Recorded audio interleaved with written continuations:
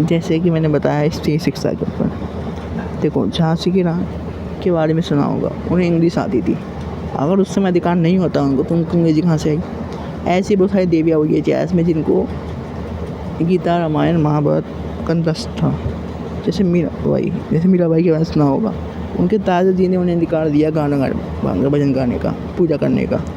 तो अगर अधिकार नहीं होता उनका भगवान नाम लेने का और पूजा करने का, तो क्या उस समय वो मीराबाई कर पाती।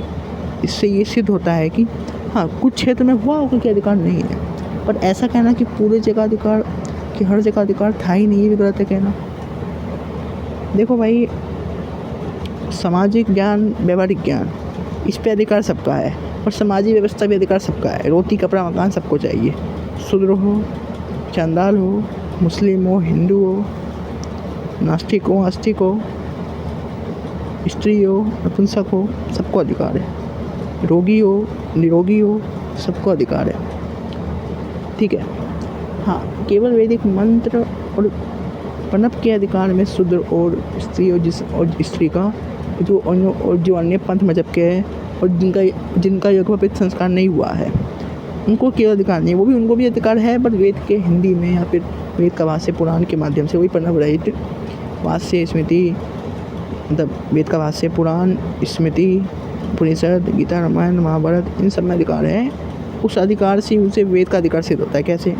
जैसे वेद के भाष्य के द्वारा ही वो वेद में जो बात लिखी है कि ये करो वो करो, वो वेद के भाष्य से ही हम वेद के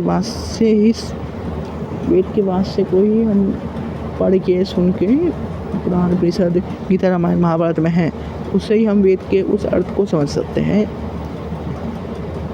जो ब्रह्म सत्य वैसे वेद मंत्र पढ़ेगा, उससे हमें बिना करे ही केवल पुराण वेद का भाष्य पढ़ने सुनने से ही वेद मंत्र का जो उद्देश्य है वो प्राप्त हो जाएगा, और जो वेद मंत्र है उसका फल मिल जाएगा। ठीक है। अब देखो, सामाजिक व्यवस्था ज्ञान और व्यवहारिक ज्ञान, इस पर अधिकार सबका है। तो अगर कहीं पे स्कूल जाने से रोका गया, देखो भाई, स्कूल में एक तो व्यवहारिक ज्ञान होता है और सामाजिक ज्ञान होता है, उसमें कोई वैदिक ज्ञान और धर्म का ज्ञान तो होता ही नहीं है। इसलिए उनमें उनको अधिकार था कि इन्हें नहीं जाने दिया स्कूल, तो गलती उनकी है, उनकी सोच की। अब रही बात केवल वैदिक मंत्र के अर्थ पर अधिकार है, पुराण के माध्यम से, स्मृति, गीता, रामायण और इसकी हिंदी में अधिकार है। केवल वैदिक मंत्र और प्रणव पर अधिकार नहीं है उनका। अब ऐसे बहुत महापुरुष हुए जिन्होंने दिया अधिकार। देखो ऐसा है, हर इंसान में अच्छाई बुराई तो होती है। अब किन्हीं ने अगर वैदिक मंत्र का ज्ञान दिया, कर लो, तो उसके साथ उन्होंने अलग से संस्कृत और कुछ और उनका उस महापुरुष का पुस्तक पढ़ा होगा, या फिर कुछ अलग से गीता, रामायण, महाभारत पढ़ा होगा, तो हम इसमें उस चीज़ का सम्मान कर सकते हैं कि उन्होंने उस महापुरुष का ग्रंथ पढ़ा, गीता, रामायण, महाभारत, उस उपनिषद पढ़ा, संस्कृत पढ़ा, यहाँ का सम्मान कर सकते हैं। सामाजिक ज्ञान लिया, व्यवहारिक ज्ञान लिया, और उसके साथ हम वैदिक का अधिकार दिया होगा किसी महापुरुष ने, उसके अनुसार नहीं। और हाँ, और भी बहुत सारा काम अच्छा भी है, बुरा भी है, तो अच्छी चीज़ का सम्मान करेंगे और गलत चीज़ का साथ देंगे नहीं। यही सनातन धर्म सिखाता है। अब देखो, अब अगर मैंने बताया कि मनुस्मृति जैसे